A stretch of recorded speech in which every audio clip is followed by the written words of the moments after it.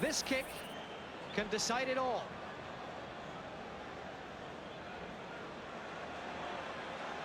The nation holds its breath.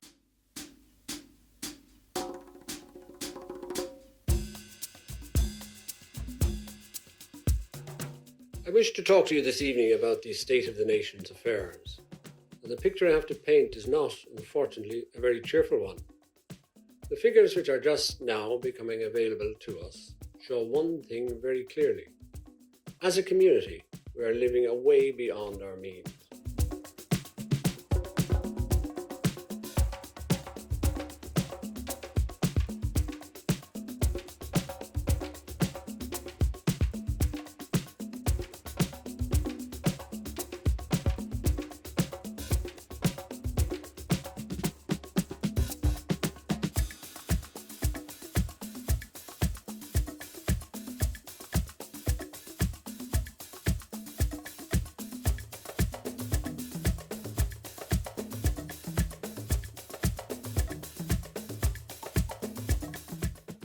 Jack Charlton is certainly well able to defend himself. Today he dismissed George Best, who had voiced loud dissent at the appointment, as someone with no credibility whatsoever. Other criticism he simply ignored, saying his priority now was to get on with the job. And that job begins in earnest tomorrow morning, when he meets his new employers to discuss his terms of reference. He's clearly disillusioned with British club soccer, but why the move to manage the Irish team? It's a job with great possibility. So what will you do? What changes will you be making? I don't know what changes I'll make. I don't know what I'll do. I'm here to meet a few people, to talk to people, to let them see me and find out what I'm like.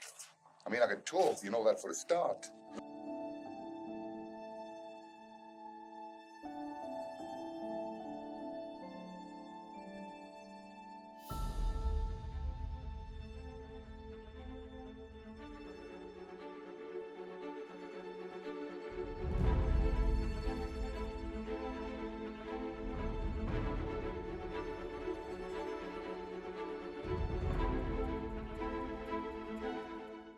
I'm going to explain to them, I'm going to lay out the tactics and the strategy as to how they're going to win all these matches. Brian Lennon and myself. How will teach you?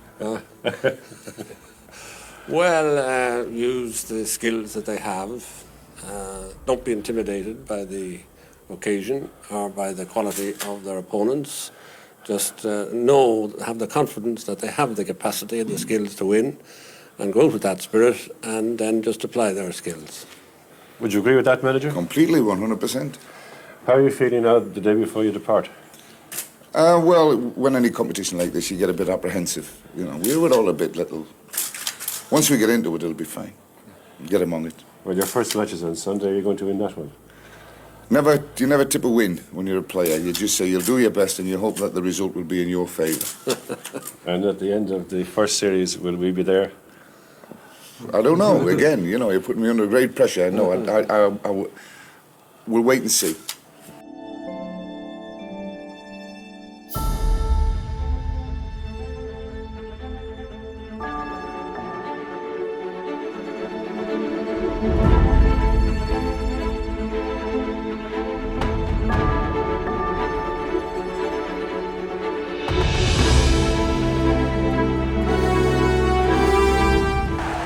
Continue to celebrate. Those celebrations will go on till Wednesday when the next match is on the menu.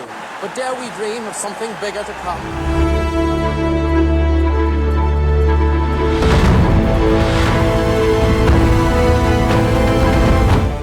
Abbey travel in Dublin was the first stage of the journey to Italy for those lucky ones who'd booked package deals to join Jack's Green Army. There you go. Looking forward to it. Oh, can't wait, can't wait. Right, that's your itinerary. All your check-in times, flight details, the whole lot. Make sure to check in plenty of time. Okay. That's your Dublin-London ticket. Yep. London-Malta ticket. Yep. Okay. Insurance, accommodation voucher, and of course the match tickets. The match tickets. These are Ireland-England, Ireland-Egypt, Ireland-Holland. great. Okay, the category's yours. But for some who hadn't booked package deals, there were moans and groans about getting a raw deal from the Football Association of Ireland. The official situation at present is that the FAI have dispersed with all tickets through their official agent, Irish Travel Agency. But furthermore, from the outside, The FAI expressed grave concern with FIFA in the manner of the distribution of the tickets. We did not receive from day one enough tickets to placate in the main the fans who wish to travel and make their own arrangements independent of the travel agents' packages. You know that on the Gay Burns show, we set up a competition to find a new anthem for our footballers going to Italy. You do know that. Say yes, Gay? Yes. And Arnold O'Byrne of Opal offered a prize of £1,000 to the writer of the winning song. And we got entries from all over the country, and eventually the winner was declared to be Liam Harrison, who wrote Give It a Lash, Jack. And the arrangement was that he would get £1,000 as a winner, and then a whole group of sports people would gather together in studio, record the song. It got several airings already on the radio programme, and we agreed that it would get a launch also on the Late Late Show, and tonight was the night. And they went into studio and recorded the song, and all the proceeds from the record will go to John O'Shea's Goal charity. So it's altogether a very worthy undertaking. And of course, it is the anthem for our footballers and supporters going to Italy in June. We have collected in our studio tonight what could be described as a motley crew. A motley crew. Get back. Behave yourselves. You're on the Late Late Show. This is a respectable show. A motley crew of sports people. Many of the faces you will know, indeed all of the faces you will know, but there are far too many to list off here. And Liam Harrison is here to sing the lead. And Frank Namara and his motley crew are here to give the backing. And we have given the words of the chorus to our entire studio audience, who are required to join in on the chorus. So a welcome, please, for our sports people, Liam Harrison, Frank McNamara, and Give It a Lash, Jack. And make sure you say, here we go.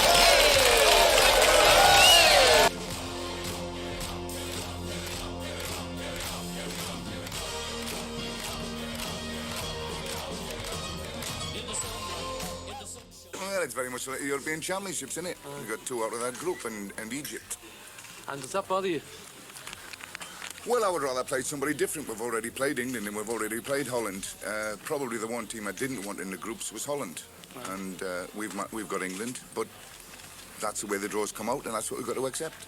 And the venue, again, doesn't particularly suit you either. You were hoping maybe to go north, away from the heat. Well, we got very little out of it, we wanted, actually. So we've got to go and play in Sardinia, is it? Yeah, the 2 islands. Yeah, 2 islands. And Sicily. Well, I'm just sad that it makes it hard for our supporters to go and travel. You know, got us messing about over the sea and everything. And the mix of the Irish and the English may be a bit volatile. I hope not. And the Dutch are there as well, of course. And the Dutch are there as well. Does that bother you? Well, it does. You've got 3 probably of them. Well, you've got 2 of the countries in the world that have caused a bit of aggravation. Yeah. We get on very well with the Dutch, and I'm sure we'll get on with the English. It should be okay. The first match of Italia 90 was preceded by a spectacular opening ceremony, which was televised live to millions of viewers worldwide. After that, it was time for football. The game between the holders Argentina and rank outsiders Cameroon got underway. It was one of the toughest opening matches for decades, with Cameroon winning by a goal and having 2 of their players sent off. The World Cup.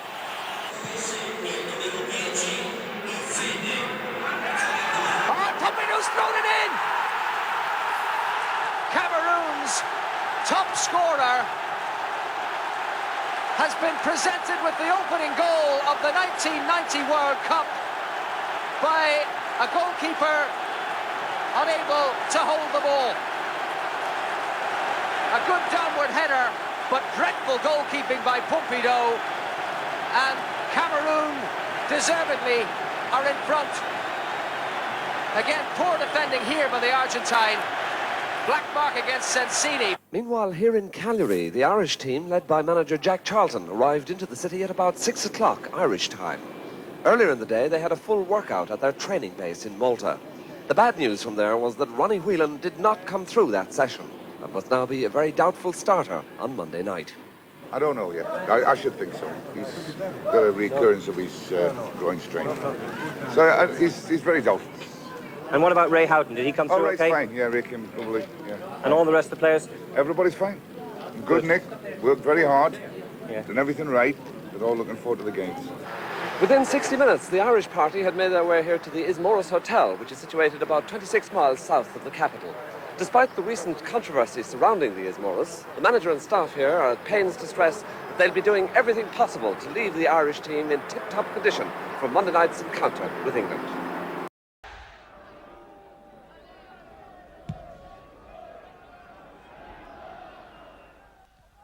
Won by Butcher. Now here's Sheedy. Sheedy's won it back and Sheedy shoots. Oh, it's there!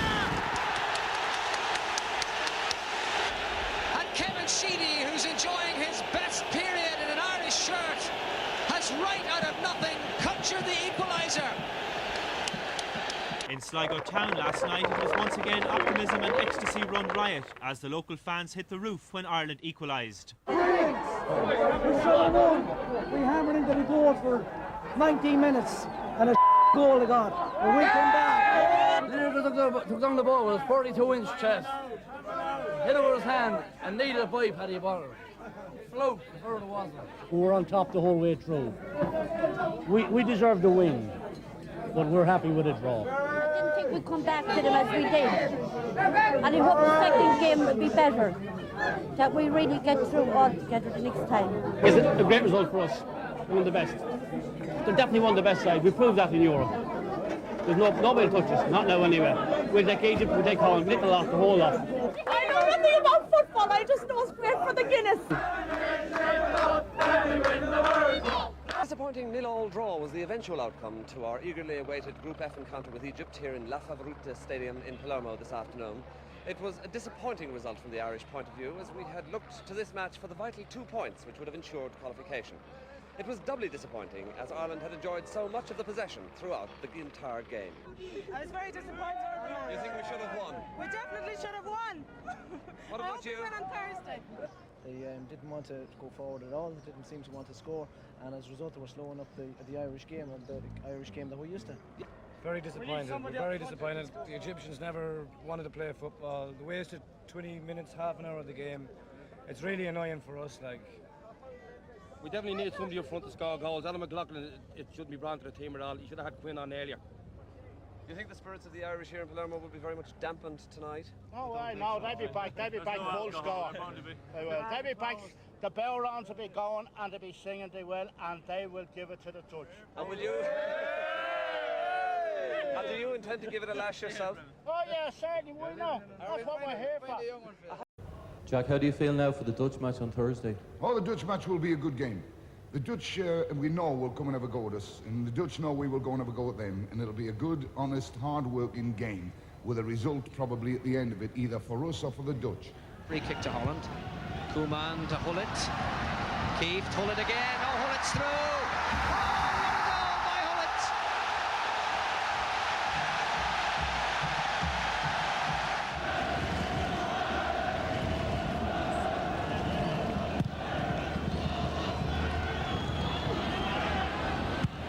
That was Van Arla. And Van Breukelen has lost it. It's there.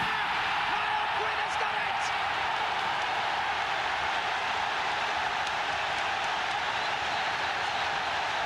And Jack Charlton's masterstroke pays off. And Ireland could well be on the way to the World Cup 8 finals in West Germany in Milan next Sunday. Pat Bonner's big clearance kick down the middle. A blunder by Benny Van Arla. And Van Breukelen compounded the error. And there was Niall Quinn to score.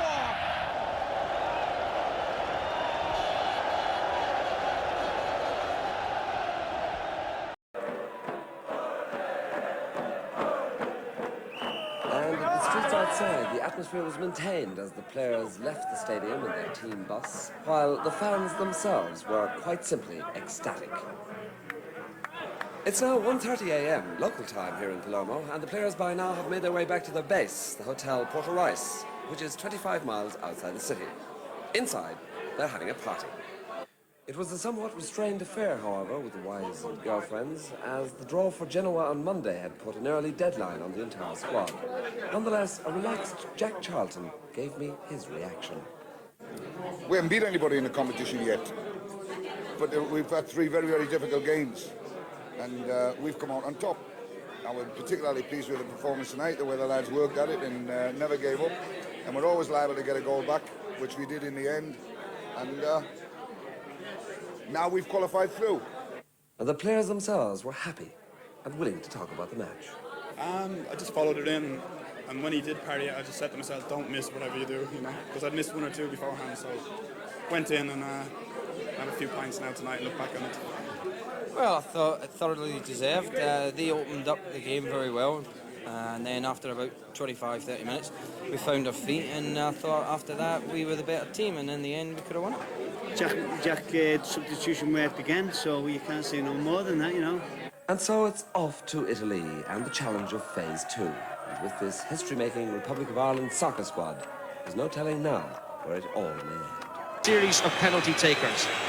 First to take the penalty is the Romanian Georgi Hagi, their top player, against Pat Bonner. And that is 1-0.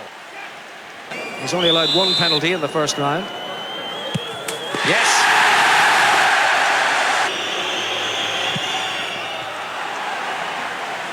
It's 2-1 Romania. Yes! 3-2 Romania. They've been three perfect penalties. Townsend against Silviu Lung. Ah, yes! This is a remarkable penalty comp sequence going.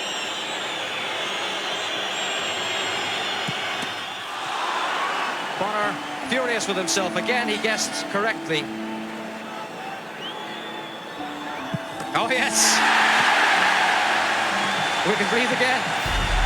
And Ireland's last penalty taker should score. Then the match of the progress are Ireland. Timopte against Bonner. Yeah!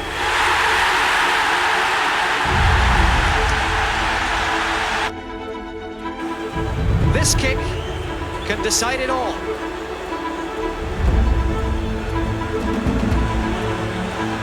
The nation holds its breath. Yes, we're there!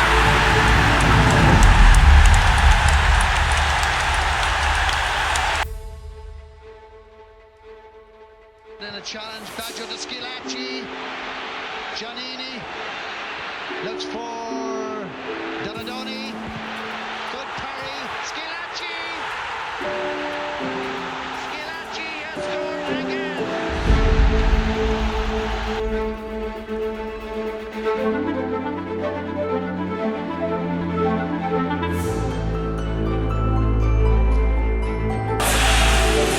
Easy, onto it comes Houghton. And Houghton with the shots, and it's there! Bring me back, and I'll do the job for you, Jack. And he's done just that. What splendid, sparkling opportunity.